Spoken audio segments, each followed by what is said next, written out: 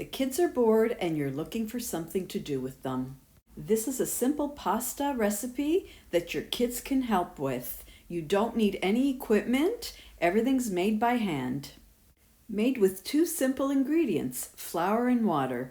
This recipe is perfect for those children or adults who may have dairy and egg allergies. You need 2 cups of unbleached all-purpose flour, 3/4 of a cup of warm water, and 1 teaspoon salt.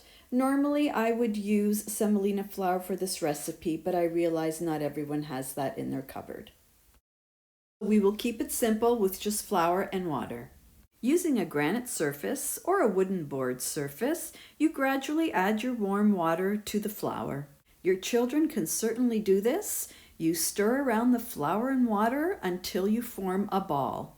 Make sure that all the flour and water is incorporated into the dough, and then you begin to knead. You can give your child or each of your children a piece of their own dough and let them get to work. It will take about 5 minutes of kneading for the dough to be ready. It will look very smooth and it will be elasticy. When the dough is ready, we will need to let it rest for about 10 minutes. So wrap it in plastic wrap and set it aside. This would be a good time to clean the counter and get your pot of water boiling. Now this is the fun part. Again, all of your children can be involved in this process. You cut a piece of dough off and you begin to roll it out into thin ropes. Now this is a pasta recipe where you don't need any special equipment. You use your hands and then you'll need some sort of pastry cutter to cut the ropes into maybe 2-inch size pieces. And then you and your children will use your fingers, at least 3 of them, to make 3 indentations into your pasta. Once your pasta is made, you place them onto a floured tray. At this point, you can boil them or freeze them. Now I know that a lot of children like their pasta with just butter, so I've melted some vegan butter in the pot and I've added sage to it, so it makes a butter sage sauce.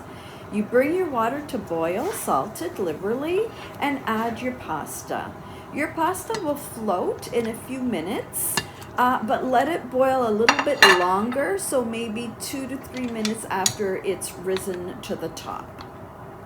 Once the pasta is ready, remove the pasta with a slotted spoon and put the pasta with some of the pasta water directly into the sage and butter sauce.